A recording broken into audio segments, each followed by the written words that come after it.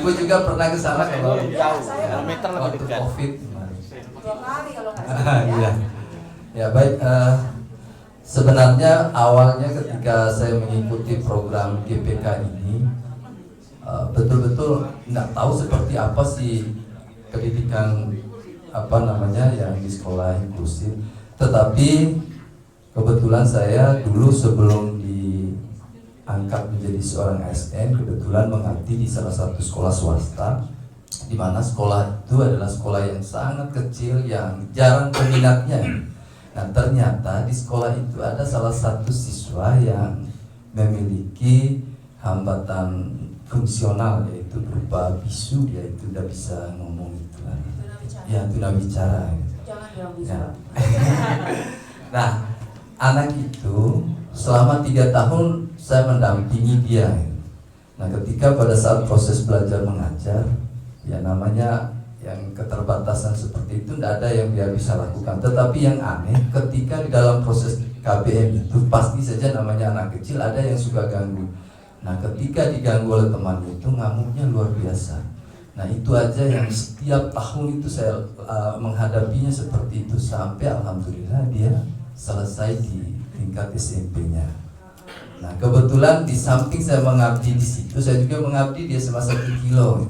Nah kebetulan anak itu tidak lagi melanjutkan di SMA, jadi saya tidak tahu. Nah dari hal itu membuat saya seperti apa sebenarnya menghadapi siswa yang seperti ini. Akhirnya saya ikutilah namanya program GPK ini.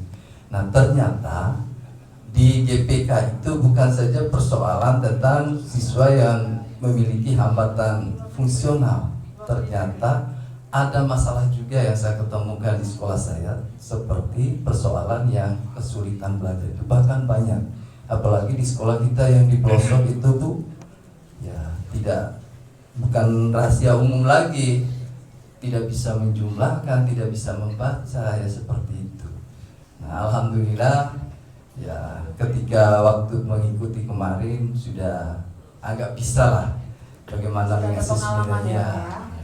Mungkin seperti itu cerita singkat. Jadi sebagai seorang GPK itu harus sabar, harus tulus dan kreatif, harus memiliki kompetensi bagaimana kita mengawal pendidikan anak-anak ini.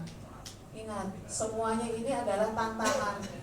Jangan sekali-kali dijadikan beban, Bapak Ibu ya. Niat tulus ikhlas Bapak Ibu itu sudah tercatat sebagai amal, betul, insya Allah itu pintu surga sudah terbuka untuk Bapak Ibu. Yang penting kita tulus dan ikhlas ya. Anak-anak ini adalah anak-anak yang luar biasa, anak-anak yang hebat, yang unik, ciptaan Allah sama seperti yang lain.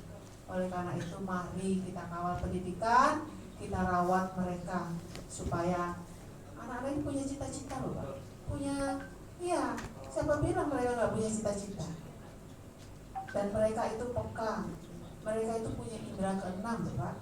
Saya sudah buktikan ya, ketika saya berkunjung ke SLB, mana yang hatinya tidak ikhlas itu mereka tahu, nggak mau disentuh dipeluk. Tapi kebalikan, ketika hati kita tulus, ikhlas pada mereka, mereka akan menyambut kita, lari dari pintu gerbang langsung dipeluk, nggak mau kita dilepas. Dan ini sudah saya buktikan. Jadi mari sekali lagi dalam mengawal pendidikan anak-anak kita yang mengalami hambatan fungsional, terutama di sekolah reguler, karena di sekolah reguler itu sangat istilahnya peka ya. Jadi bullying ada, kalau di SMP nggak ada bullying, karena apa? Semuanya sama. Nah kalau di sekolah reguler, jadi kadang ada temannya yang iseng, yang usil, langsung membuli.